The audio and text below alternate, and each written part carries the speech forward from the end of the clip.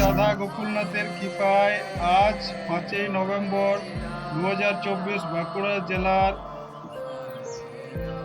শালপাতলা গ্রামের কলকাতা গোকুল ফাউন্ডেশনের পরিচালনায় ISKCON Indian tribal care trust সহযোগিতায় ছোট ছোট শিশুদের পুষ্টির উদ্দেশ্যে হরলিক্স, পার্লেজি বিস্কুট ও 2টি করে কলা প্রত্যেকটি শিশুর হাতে তুলে দেওয়া হচ্ছে। হ্যাপি বার্থডে টু ইউ করণ ভাইয়া, হ্যাপি বার্থডে টু ইউ করণ ভাইয়া।